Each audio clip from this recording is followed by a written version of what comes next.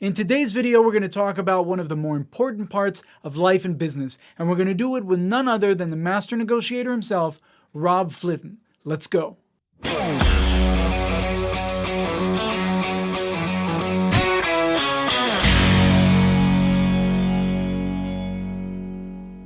2 years ago, I was listening to a podcast called The Talent Growth Show by a woman called Halili Azulay, a mutual friend of mine and Rob's. And I heard this magnificent human being talking, and I was like, I need to get to know that dude. So I contacted Halili, and she introduced me to Rob, and we've been friends ever since, making fun of each other nonstop and talking about business and politics. Fascinating dude.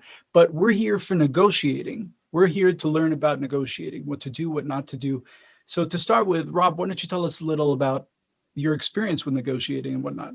I've spent most of my life as a real estate developer in acquisitions all over the West Coast of the US. Most recently in LA area, but I spent many years in Vancouver, BC and Seattle. And my primary responsibility is acquisitions. So my job is to buy property, if you will, land development sites or sites for new projects, mostly residential, but sometimes commercial. And that entails me developing relationships with sellers and getting favorable prices and terms. And I've been doing that since about 1985, so quite a long time, even though I look much younger than that would suggest.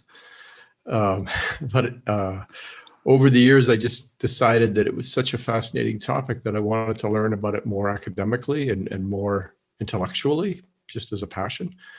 So I actually went to quite a few, 2 and 3 and 4 day negotiation schools. And over the course of those schools and my practical experience in the field, I just developed I developed what I call a trade craft that I have. I won't even call it a system. I don't like the word system. It's a trade craft.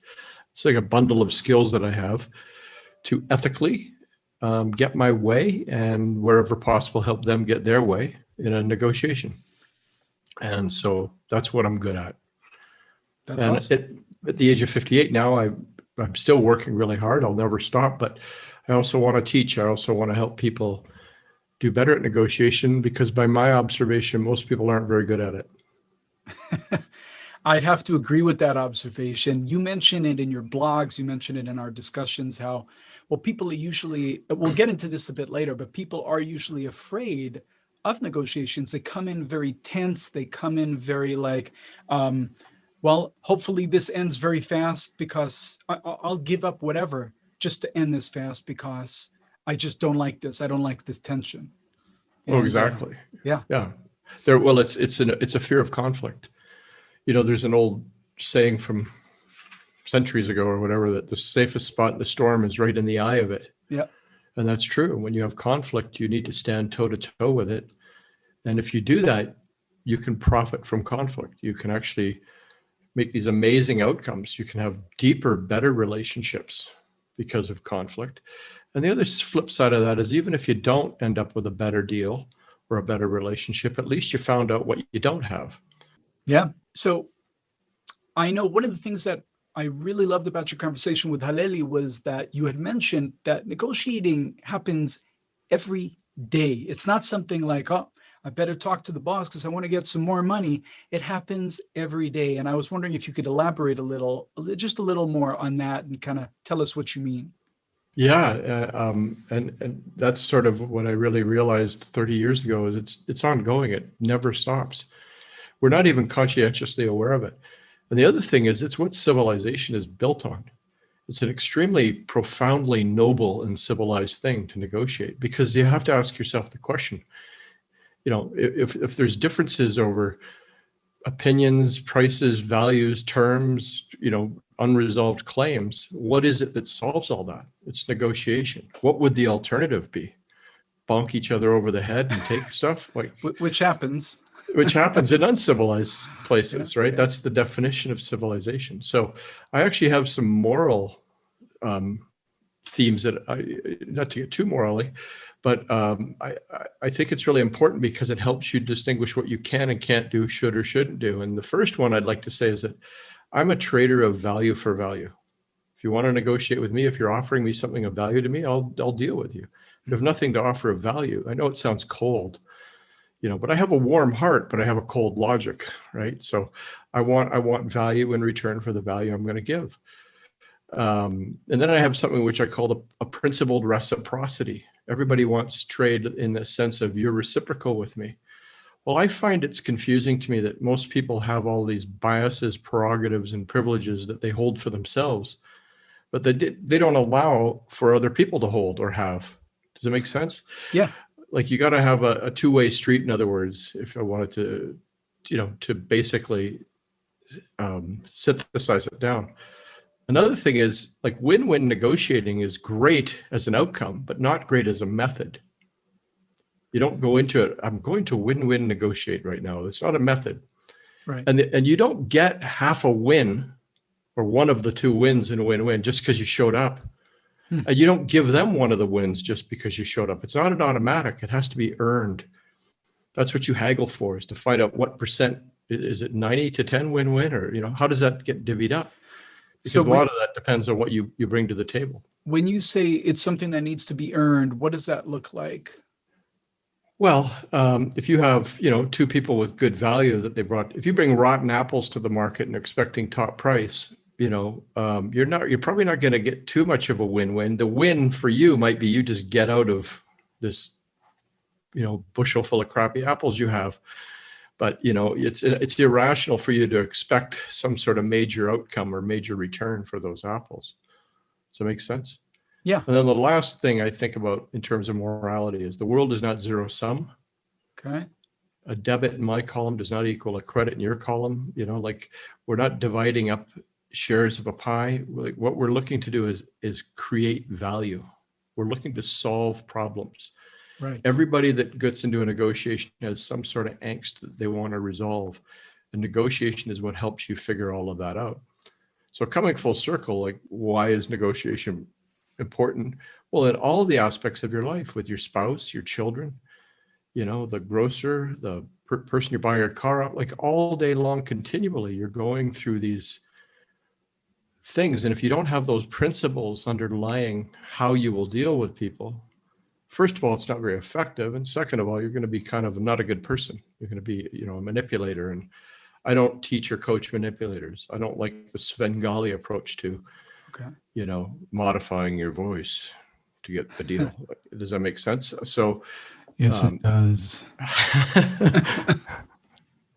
It all started in a 400-watt radio station.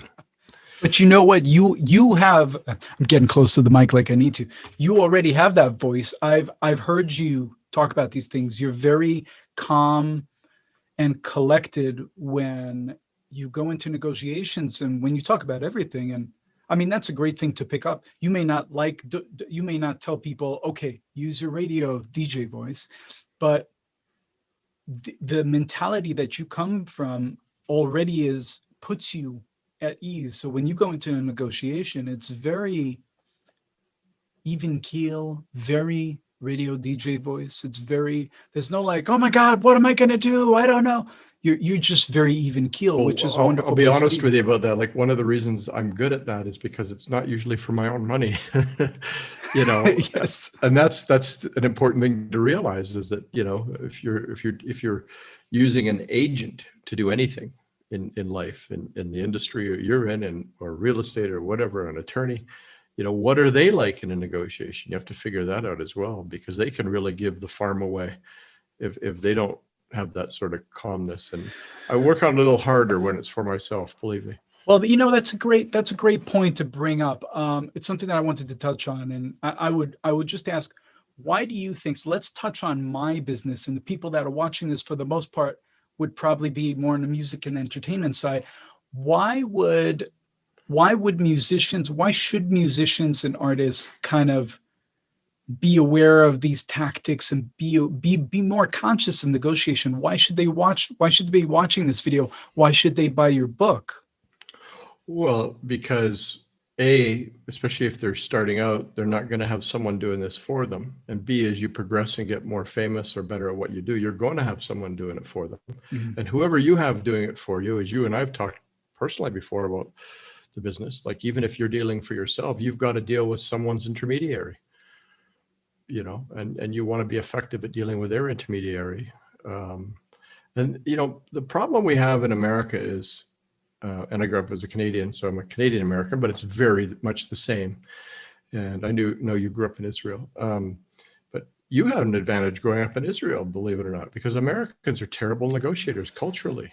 We look down on it. We frown on it. We think it's dirty, right? So, but you know what? I gotta interject here real quick. When I go somewhere, even let's say Craigslist or eBay or somewhere where you can haggle, it's almost expected. I don't really want to. Just tell me the price, and if that works, great. I actually, even though I'm come from Israel and in the Middle East in general, there's a lot of haggling. It's still to this day, 2021. There's still a lot of haggling, but for the most part, people do it. I never liked it. well, I can tell you, 25 years ago, I was teaching some people, and a woman said to me, "Is there just not one sentence you can give me?" And I said, "Yeah, actually, every time someone suggests a price to you, you just practice this sentence and say it over and over again. Is that the lowest price you'll take?" And just see where they go. And do not say another word, and you'll be amazed. I saw her some years later, and she said, "That works like you can't believe."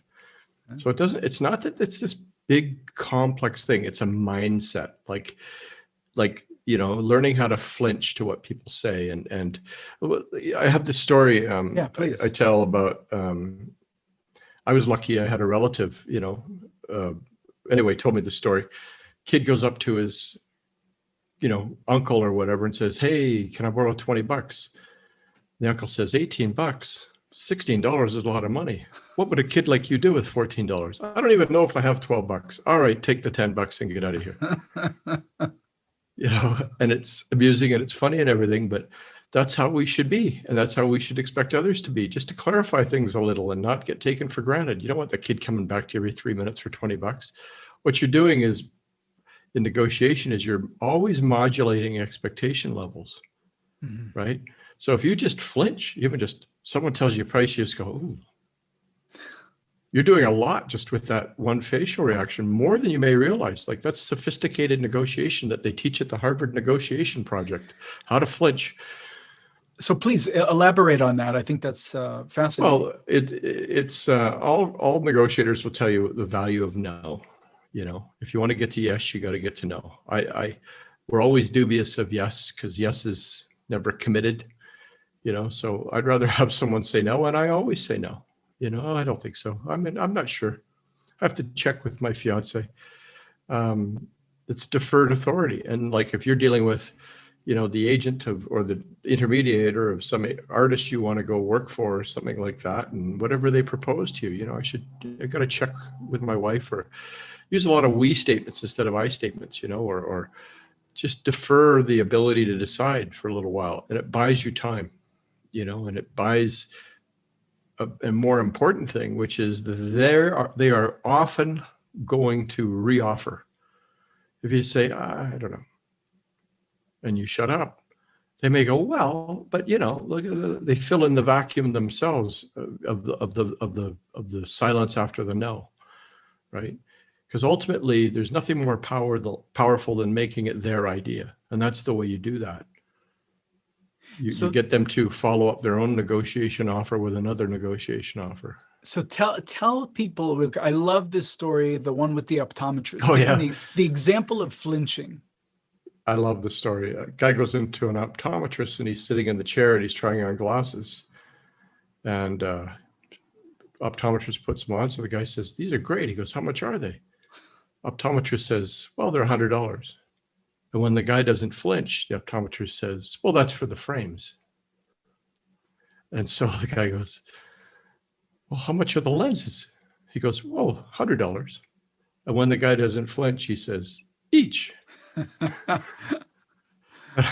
And it's a lot of truth in that. All the guy had to do, $100, flinch, and the guy wouldn't have gone further. But people do that when you split the middle, or split the difference with them, or meet in the middle, or don't fight back a little. They take advantage of you. So if you learn just that one thing about negotiation, our culture doesn't allow us to do that. Hmm. We're supposed to be agreeable. We're supposed to be fair. We're supposed to get along.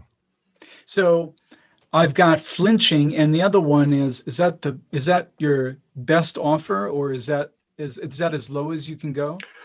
Well, the one I said earlier was, is that the best price you can? The best price you can do.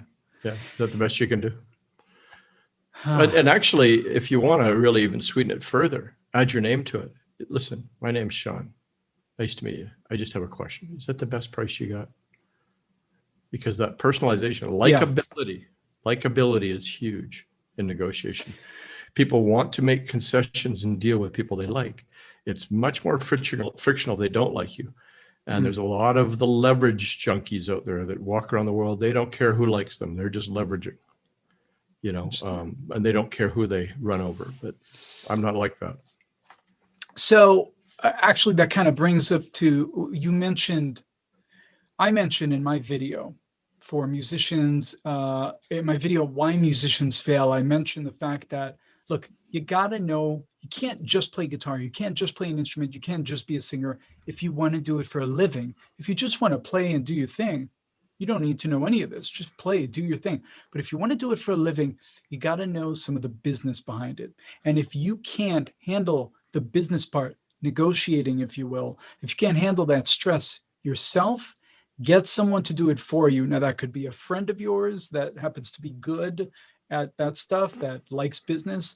It could be, I could hire you to do it, or I could hire an agent, a manager, and you kind of, so bring up some, you mentioned likability, and I was wondering, what would a musician look for in an agent or a manager, because they're going to be handling their business? Well, also, if they want to go on the road for 3 months, don't they have to negotiate with who they're leaving behind? Don't they have to, isn't there about 18 negotiations that have to happen to take care of things while they're gone? That's a good point.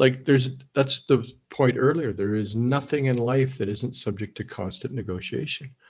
And the better, it's not that you're trying to get your way all the time.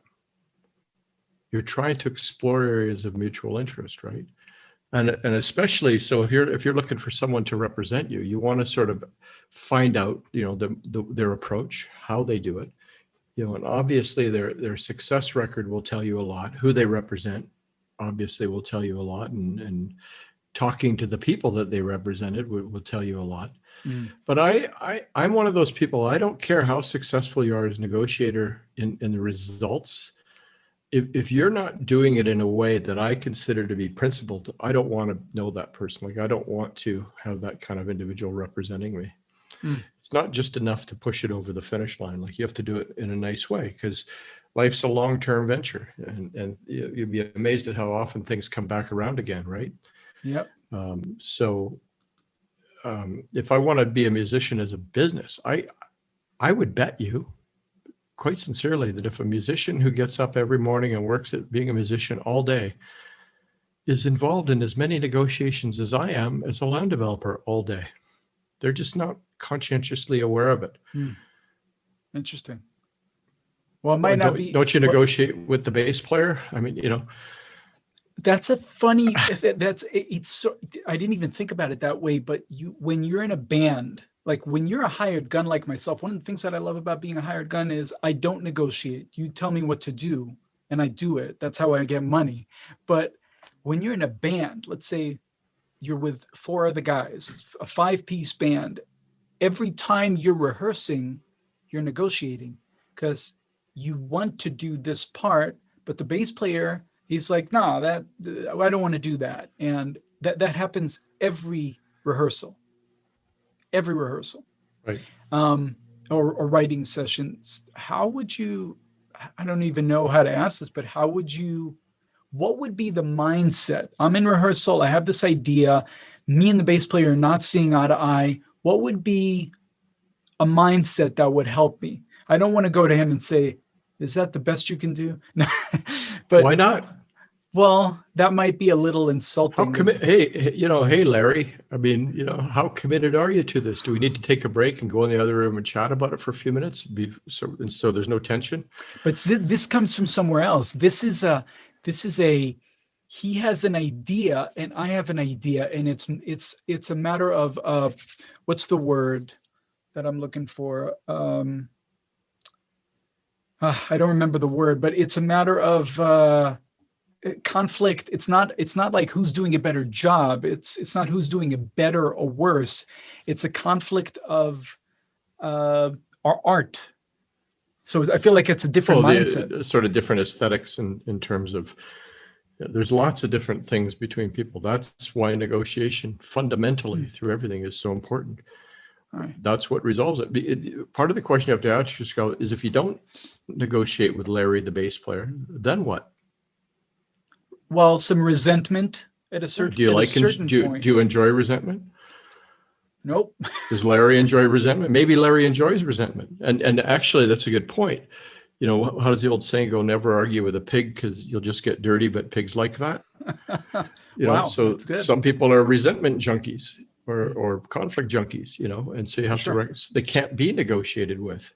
So if Larry can't be negotiated with, that's one thing. If he can be negotiated with, then all of the things I'm suggesting or have been talking about, slow down and really take hold of this very important idea in influencing other people, that seek to understand before being understood. That's right from Stephen Covey's 7 Habits of Highly Effective People. One of the greatest statements I've ever heard in my life. Seek to understand before being understood. Mm-hmm. It's active listening.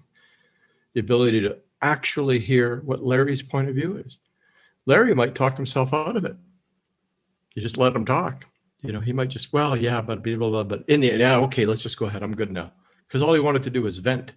Oprah. That's a very good point. Like 1 billion shows in her 25 years, whatever there were, tens of thousands of shows and guests. She actually made this statement once. It blew me away. She said that every single guest that was on her show was there for one fundamental reason. And that was because they were seeking validation. Huh. Isn't that interesting? Everything from Sidney Poitier to Tom Cruise to whoever, they were all there to get validation. That's her viewpoint of every guest. She didn't say some guest. She said every single guest. Wow. So if you understand that often someone just needs to be validated, you don't have to agree with them. Just listen to them. And when they're finished, you can say, wow, that's an amazing story. I heard that. Like that, you want to play it in B minor. But like, okay, I could really get that. And then they'll talk themselves out of it. Or maybe actually sometimes you go, holy Moses, they were right. So we don't win arguments by arguing. We don't That's good. talk. We don't need to talk to win at a negotiation. My granddad had the best thing I've ever heard when it comes to dealing with other people. And he said sometimes the best way to prove to someone they're wrong is to let them have it their own way. Like let reality be the arbiter. Let's try it your way, Larry. Run it through, boom, and let's run it through my way, and we'll compare them. Which is usually what happens. Right. Because you've all been down that road before, right? Yeah. Mm-hmm. So to be a professional musician is taking those skill sets that you deal with Larry, the bass player, to, your agent or to whatever principal you're working for, or that you're going on the road with or recording with, And when you're going in, depending on the artist, you're not going to have a lot of control anyway. And that's fine. You're more interested in how much you're getting paid. Yeah, well, that's the beauty of it. I it's funny because sometimes, even in productions the size that I've done with Smash Mouth and Enrique and huge festivals and everything and big artists, sometimes you'll be in a position where they just want you to do the job, which is my go-to. You tell me what to do, I'm going to do it. And sometimes they want you to bring yourself to the table. They want to hear, what would you do? What do you think of this? But so you're prepared for both, aren't you? Yes. And that's but there's a great thing they offer in that you don't have any of their headaches. Sometimes you don't ever want to have envy of the other person's position, because they have a whole world of monsters they're dealing with too. Mm-hmm. So if they hire you and they just want to pay you and have you shut up and go home, there's an advantage in that for you. You're not taking absolutely. any of the headaches home. So that's where, again, you come back to trading value for value. You see, there is no place written in the sky where all things, the value of all things are listed. Like a reference source of what is the value of this, the value of that. It's all up to us as individuals to set our own value and pursue our own values. And, you know, someone might say, I would never do what Sean does, but they're not Sean. Right. They don't have your needs, right? And so it's up to you to figure that out. And actually, that's one of my other big rules in negotiation is to always negotiate internally before negotiating externally. Explain. Hardly anybody does that. Well, whether you're by yourself or in a relationship or work for a company, how on earth would you go to marketplace and begin negotiating until you've really understood what you're capable of internally? Can you deliver? Can your organization or you and your wife deliver on you going away for 3 months or whatever? And, what flexibility do we have, right? Like if you're going out to buy a car and you haven't negotiated internally first, you're going to the slaughter. Because so explain that, but like for people that might be watching, negotiating, I'm going to buy a car. What conversation do I want to have with myself before I go into there? Well, how much you can afford, how much down payment you're willing to do, what models you'll consider, what are the basics under which we'll walk away. Set all those parameters, negotiate, decide. Sure. Okay, I want to spend this amount of money, but I've looked at my finances. I can only spend this. We agree that this is where we're going to stop. Yeah, some time ago you said sometimes I go to negotiation, just tell me what's your price, I'll take it. Yeah. I'm not opposed to that if that's what you want to do.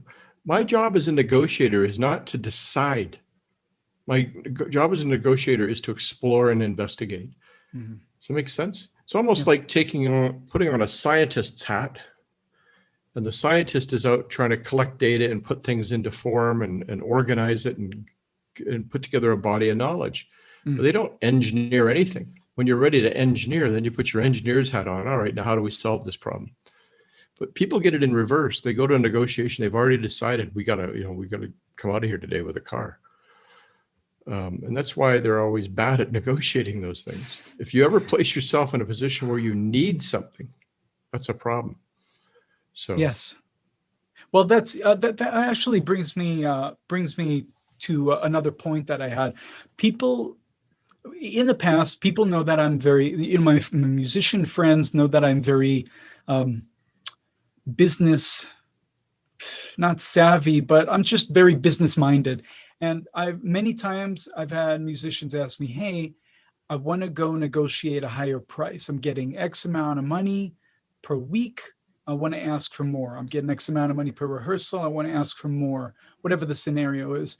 And I say, from my perspective, I've learned a lot from you, but before that, I would say, listen, and I still might say it, you have to be ready for three things. You're gonna get one of three answers when you go to your boss and say, I want more money. You're either gonna get yes, you're absolutely worth it, and here you go. Or you're gonna get no, but we absolutely value you and we want to keep you around. Can you do it for this amount of money? Like, we're willing to go some of the way, but we can't give you that. And then sometimes you'll get no, and how dare you ask us for that? You're fired. Next, so, and I've experienced all of them, and you need to know. It's like like going into battle, you sort of need to know where you stand, the parameters that you've set for yourself. You need to know what kind of person you're dealing with and if they value you or not. Because you should already know in advance. Yes. Which of those three answers, which I think is very perfectly summarized by you, which of those answers you're going to get, the probability of what you're going to get. And so that helps you by knowing the probability, how to prepare to ask the question in the right way. Yep. Maybe instead of just saying, hey, can I get more money? You have a bundle of things you're looking for. We call it salami slicing. There's 17 things on a list that you want. And hidden in there is item 13, which is more money. which I'll give people an example. You might want more money. You might want, I don't know, it depends on your situation. You might want more vacation time. You might want to work out. Autonomy. You may want to work out some kind of, you may want to say, you know what, I want to be able to say that I'm the musical director. Just get the title. So in the future, you can use that. It's nothing to them. They just say, sure, you're the musical director. And you got one of the things. So salami slicing, that's what you call it? Yeah. There's a bunch of different things you can ask for. You can it's like, how do you eat an elephant? One bite at a time. You've got to give them, and you want to distract them as well. You want to take them away from, the focus of the price. If you win on price, you'll lose on price, right? Price should never be the discussion. Value should be the discussion. What value are you? You and I talked about that before, if you'll recall. I've always, impressed upon you the fact that it's old-fashioned salesmanship 101. We talk about benefits versus features. You don't say, I'm a great guitarist. That's a feature. We know you're a great guitarist. Who cares? What's missing from that is, how does that benefit me, Sean? Mm-hmm. That's why you always speak in terms of other people's interests. Right. So you have to learn the phrasing and the narrative to propose it in such a way that you're not just asking for more money. You're expressing the value you've already given and the additional value that may bring to the table, and the corresponding pain in an implied way of what that would mean to them if you weren't there. Gotcha. Like, sure, there's other people that can do what you do, but what if you weren't there? You've caused a problem for them. Yeah, but maybe they like to drink a lot or get really fucked up before a show, or maybe they are getting in trouble online all the time, or maybe they're that's right. That's what I'm saying. You express your value. Yeah. You emphasize to them, here's what I've done for you. Remind you. And then here's my list. And you're more, it's not guaranteed, but you're more likely to win with that approach. You're more likely to get what you want with that approach. I like it. Just give me more money. And that brings me to one of the last things that I wanted to talk about, which is, if you had to give the viewers here 5 negotiation tactics that you would recommend, just 5 of them that you would recommend that they pick up, other than getting your book and reading the whole thing and learning the whole thing. But if you had to boil it down to 5 that they could take away here, what would those be? I'm speaking extemporaneously as to what hits my head. The first thing I'd like to tell you is to always just slow down. That's more important than anything. Just check yourself before you wreck yourself. Just take it easy. You're going out to buy a car. Oh, we got to get it done today. Why do you have to get it done today? Well, our other car is on the kaput. So Uber for 3 days. Is it better? Yeah. Spend $100 so you save $2,000. That's good. You'll find almost all the time you can slow down. The second thing is, don't try to get down to a logical framework with people. One of the best books I've ever read, I'm not sure if you or your audience will be working at or interested in it, but it's called Thinking, Fast and Slow.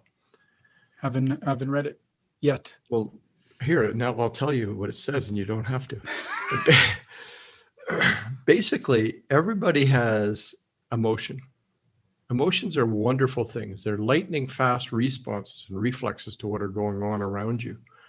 So they can be useful to you. And it's a default thing. Pain, love, anger, happiness, those are all useful emotions. That's our mode 1 of operating. We have an emotional response.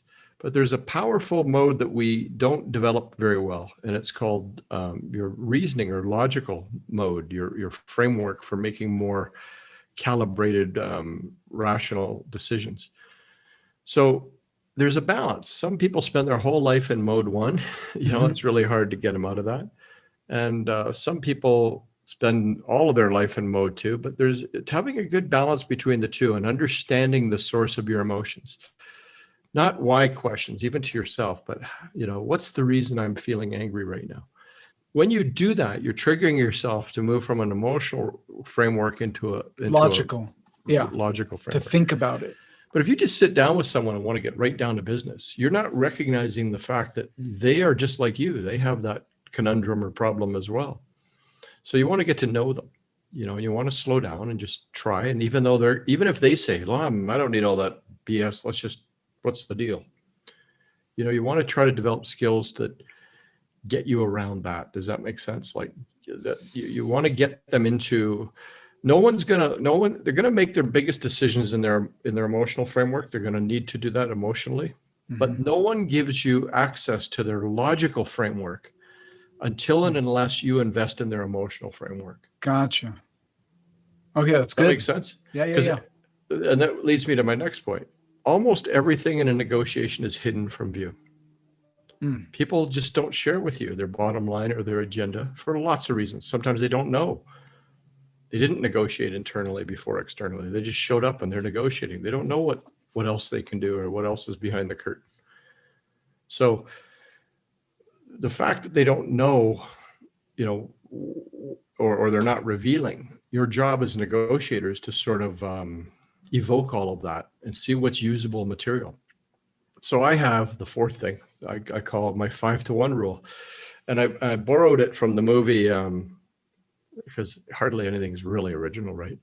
The movie Spy Game with Robert Redford and Brad Pitt, where he's training him how to be a tradecraft spy. And he says, see that girl over there? I want you to go learn about her, and some stranger. And he comes back, and basically as the spy, he's trying to get 5 pieces of information for everyone he gives out.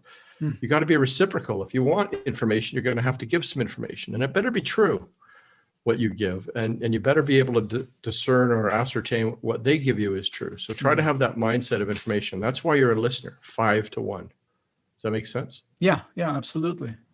So in terms of I don't know, like a fifth idea, I would say learn how to make concessions strategically. So first of all, I never compromise. And I can explain the difference between compromise and concession. Please. But concessions are in exchange for each other. So first of all, I never give a concession without getting a concession. And when I do, I flinch. And then I use if-then statements. Well, if I do this, then will you do that? And I never chase a concession with another concession. And then when you're conceding, let's say it's 500 and you're willing to go to 600, never go to 550 and then 600, like go to 530 and then 538 and then 541. Do it in diminishing percentages. And that's pretty common knowledge in the negotiation world as well. And the reason is you're trying to signal to them you're at the end of the road. You're not going to go any further. So you better accept it. And the last thing with concessions is to remove all of the barriers and de-frictionalize the decision you want them to make. And that's a little more complex to unpack, but that's just like, if you want them to do X, Y, Z, clear the path, make it really simple for them to do that. Advertisers know that, when they're trying to get you to buy something, they de-frictionalize the yes. I dig it. Great, man. So that's awesome. Learned a lot here. I'm wondering if you could just close us off with maybe tell us a bit, like, I know you're writing the book, it's not done, but this will be on YouTube for years. So as soon, I can tell you guys, if you're watching this and the book is out already, it's going to be down in the description. I'm going to have a link to it. But Great. Anything, so no, tell us. I have a job, or a career, but I also love writing, and I'm learning how to do it. I've written before, but I'm trying to make this as an exceptional project. I call my book Worthy of Winning, and you can always find it at worthyofwinning.com.